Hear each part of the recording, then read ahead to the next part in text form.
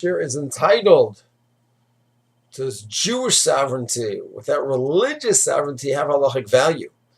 So there's a fascinating Beit Yosef in Orchaim Tov Kuf Samach Alpha, the halachas of Kriya ripping over Yerushalayim and over the Migdash area. And the Beit Yosef says that one must rip over Yerushalayim, even if the Jews are living there, as long as other people are in control. The implication, and the Shura quotes it, the implication seems to be is, what if Jews are in control? What if Jews are in control? So then maybe we wouldn't have to rip.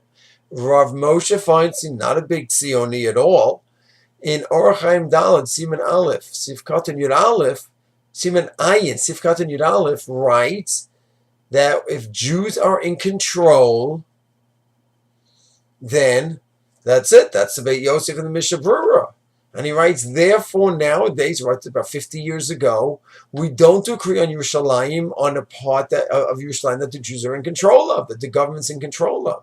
So according to Rav Moshe, he doesn't differentiate between whether they're religious or not. The Rav Shlomo Zalman says, not so simple. He doesn't necessarily have an issue with religious, not religious. He says, what does it mean control? You have church bells ringing, and you have mosques all over the place. Is that control?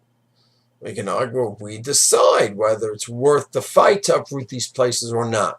So the question is not what's Jewish, but what's Jewish control. Shevet Alevi, on the other hand, says Jewish sovereignty without religious sovereignty. Is that what the Beis Yosef means over here regarding this halacha? So there's a range of approaches over here regarding Tafkuf Samachal of ripping over Yerushalayim.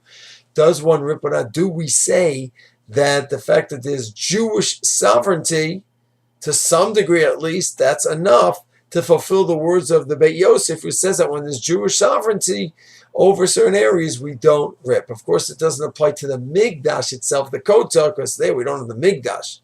So the fact that we may have some sovereignty over the Kotel, A, it's a very weak sovereignty in the Har Bayit. We split it with the Waqf, Rahman al-Islam. And B, the Migdash isn't there. So it's a fascinating discussion regarding Jewish sovereignty and really analyzing those two words, Jewish religious, is that a variable or not? And what is the definition of sovereignty? Shalom.